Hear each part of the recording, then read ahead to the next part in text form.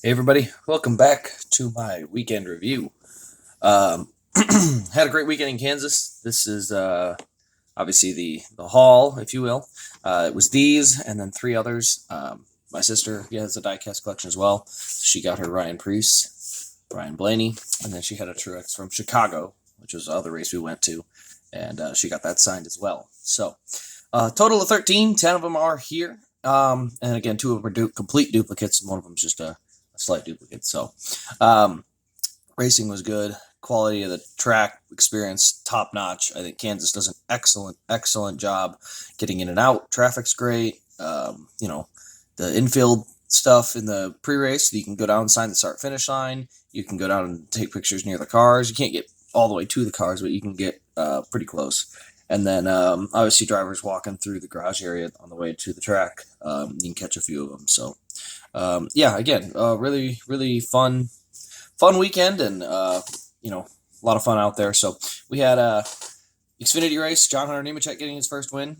He and Daniel Hemrick both looked like one of them was going to get the win for sure. They were both evenly matched, and on the last pit stop, the 42 made an adjustment, and it took off like a rocket. That thing went from sixth to first and drove half a lap ahead of everybody. It was unreal. So Hunter Nemechek, good job. The crew chief of that 42 car in the Xfinity series is good. So I think a Cup team needs to be looking at him and trying to get him on board, because he can set a car up, and he's done an excellent job in the Xfinity series this year.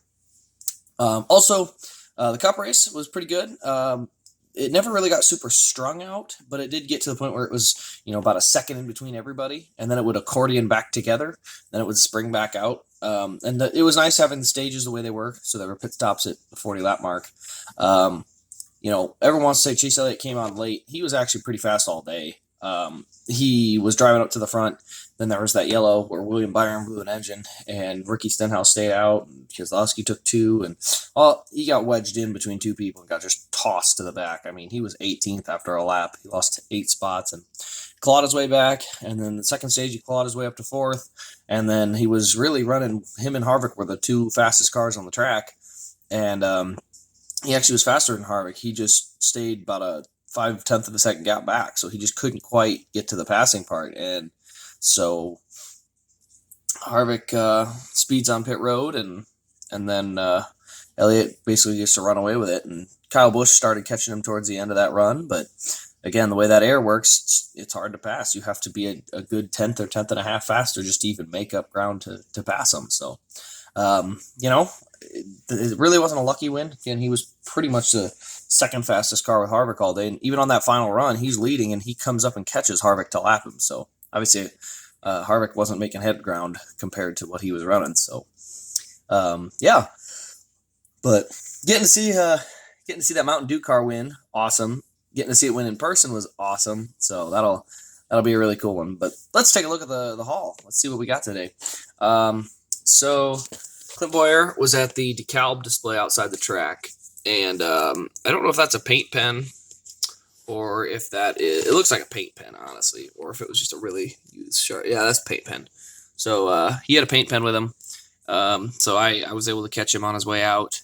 It was really crowded, but he seemed to have a really good time. His home track is Kansas, so Ryan Priest caught him before or just after the Xfinity drivers meeting, and then they have a small church type thing. It's called Motorsports Outreach, and he stayed for that. And so when we were waiting there, I was able to catch him on the way out, and my sister also. So awesome signature from him. Truex was at the Toyota Pit Pass display, which is really crowded, but didn't seem to be too big of a bother there. So you were able to get this one and her Chicago win. So Blaney was at the Ford stage early in that morning. So he, I know he also had a Menards appearance, but we weren't going to be down there Thursday for that. So we were able to get him, get a picture there and get our 2 diecast signed. Ty Dillon, I was able to catch him after the Motorsports Outreach on Sunday. He was just leaving, and I was able to catch him there. Same with Austin Dillon there. They both were in there.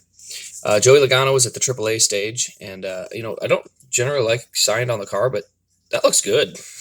His signature is so crisp. So that looks fantastic. So don't mind that at all. I'll get to the Kyle Busch one. Christopher Bell, caught him right after the Xfinity drivers meeting. Had the gold one, and it seemed to be wearing out, so that's why I switched all of them to silver, because the gold just was wearing out. And this is Chase Briscoe's. His only the black Sharpie, so I'll have to do the good old-fashioned white window underneath to this one. There, you can kind of see it there. But yeah, because it's always so hard to see, oops, we're gonna have to do a diecast video on how to put those white windows underneath. So that'll be coming up here in the near future. Now onto the Kyle Busch one. So I'm gonna pull that out.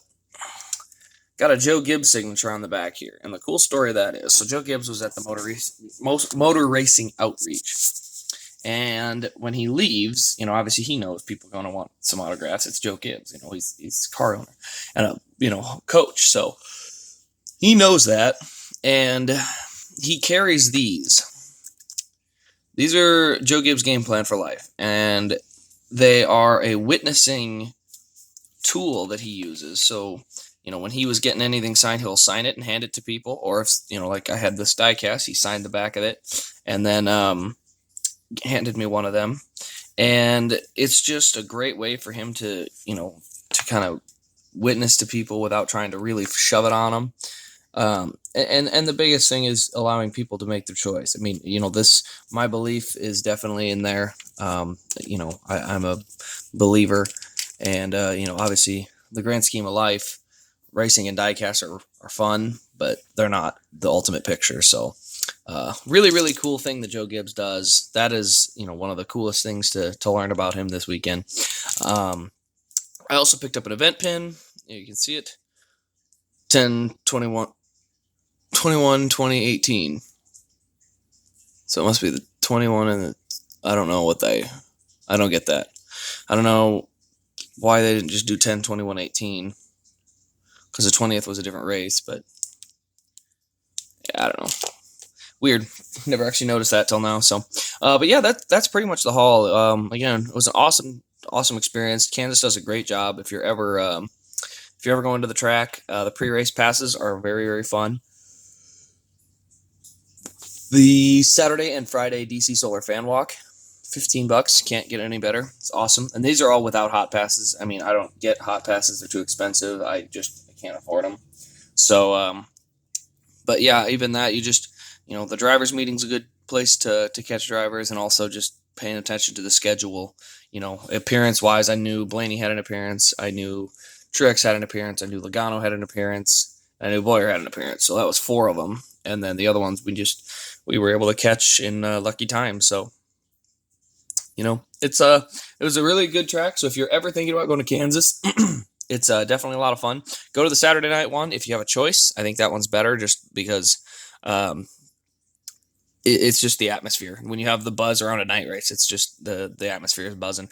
I will say the crowd was a lot bigger for the day race, though, because of the playoffs or whatever other reason there might be. But yeah, overall, it was just a really, really neat deal.